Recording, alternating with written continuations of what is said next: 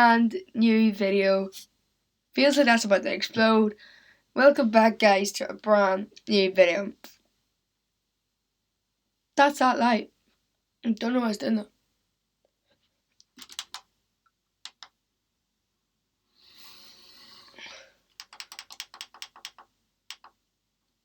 It's gonna have to be like that, guys. Today we're gonna be reacting to how ice ages happen or something like that. Well, we're gonna check it out and see how it is doing. So, and plus, we'll watch this as well. What if the sun exploded tomorrow? Okay. So, let's do this. Over Earth's long history, there have been dramatic changes to our climate. Wow.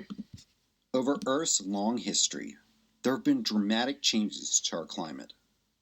The ice ages have come and gone.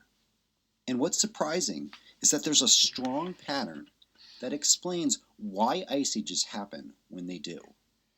This is called the Milankovitch cycle. Named after Milutin Milankovitch, his theory explains how the Earth's climate changes over hundreds of thousands of years.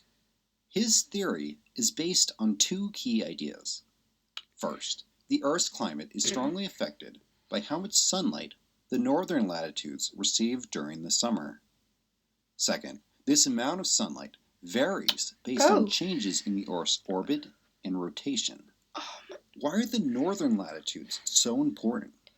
It's because of ice. When sunlight hits the ground, most of the energy is absorbed as heat. But if the ground is covered in ice, most of the light reflects away because ice is white. This creates a positive feedback loop. Ice forms when it's cold, but ice also reflects light, making it colder, which forms more ice. So ice is really important for climate. The northern and southern hemispheres both contain lots of ice, but there's more ice in the north because there's more land. Land has a lower heat capacity than water, which means that water doesn't change temperature as easily as land does. This is why coastal regions are generally more mild and why ice forms more easily on land. Just look at the difference between the northern and southern hemispheres. Whoa. In the south, there are ice caps that grow during its winter, but not nearly as much as they do in the north. During the winter, the land above the Arctic Circle is covered in darkness, experiencing twilight 24 hours a day. It's very cold, and lots of ice forms during the winter. Whoa. And this is true no matter what's going on with Earth's orbit. The key variable here is how much ice melts during the summer. This depends on how much sunlight there is during the summer. Now you might think that this doesn't change, but it does.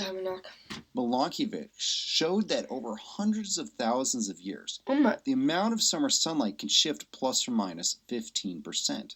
Holy! This can bring ice ages. This can end ice ages.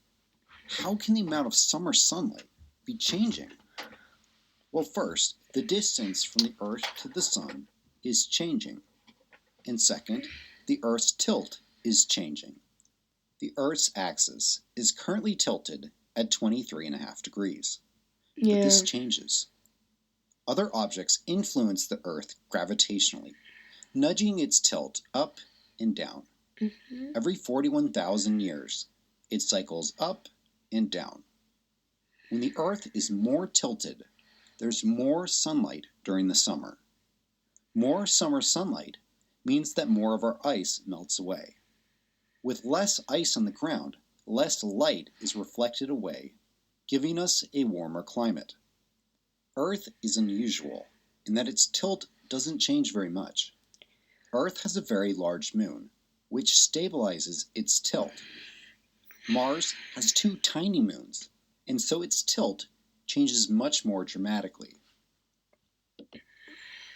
The next effect is the distance from the Earth to the Sun. The Earth's orbit is not a circle, it's an ellipse.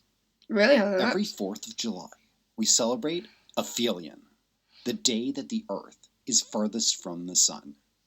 4th of Then July. in January, the Earth moves closest to the Sun.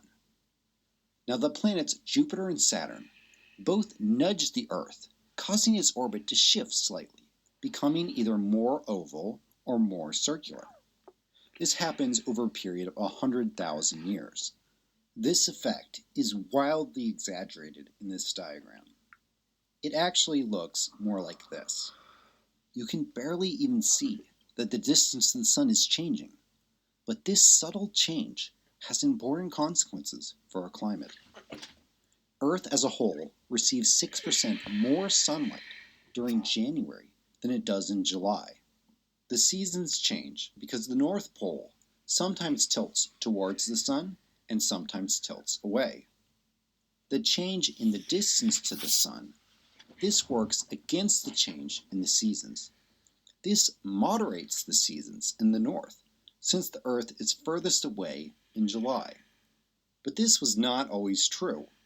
The Really? Earth's axis is moving in a circle. Oh, It's God. spinning like a top. This is called precession. In fact, I made an entire video about this. And what this means is that 13,000 years ago, the tilt of the Earth was reversed. When the Earth was What? closest to the sun, it was summer in the north. Reversed.